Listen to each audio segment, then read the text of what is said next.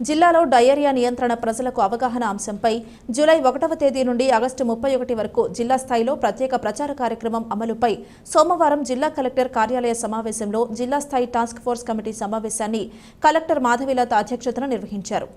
జిల్లాలో ఒక్క diarrhoea case నమోదు కాకుండా ప్రత్యేక కార్యాచరణతో సమన్వయ శాఖల అధికారులు ప్రత్యేక దృష్టి సారించాలని జిల్లా కలెక్టర్ డాక్టర్ కె మాధవీలత అధికారులను ఆదేశించారు.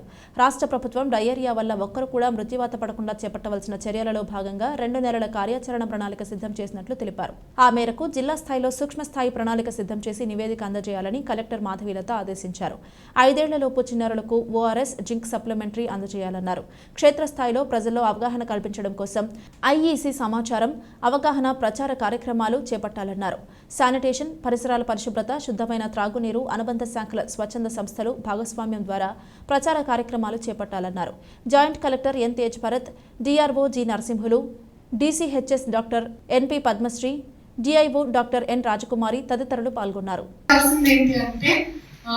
మనం ఎలాగో శాంపిల్స్ అనేది చెక్ చేస్తూ ఉంటాం కాబట్టి ఎస్పెషల్లీ ఎక్కడైతే స్కూల్స్ కి సోర్స్ ఉందో, అంగన్వాడీ సెంటర్స్ ఎక్కడి నుంచి వాటర్ తీసుకొస్తున్నారో అది కంపల్సరీగా మీ జేఈస్ కి చెప్పి అక్కడ వాటర్ టెస్టింగ్ అనేది అరేంజ్మెంట్ అనేది చేయాలి. ఆ క్వాలిటీ టెస్ట్ చేసుకుంటూ మనము in case any contamination is observed immediately we have to stop the source of water. మనకి అసెస్మెంట్ ఏంటి, ఒక పిహెచ్సి పరిధిలో ఒక 10 కేసెస్ నమోదైతే diarrhoeal cases, there is prevalence of diarrhoea in that area అనేది మన అసెస్మెంట్ ఉంటుంది. సో వెంటనే డిఎల్డిఓస్ మీరు ఎంపీడీఓస్కి చెప్పండి, మండల్ లెవెల్లో ఇది ఒక మీటింగ్ జరగాలి.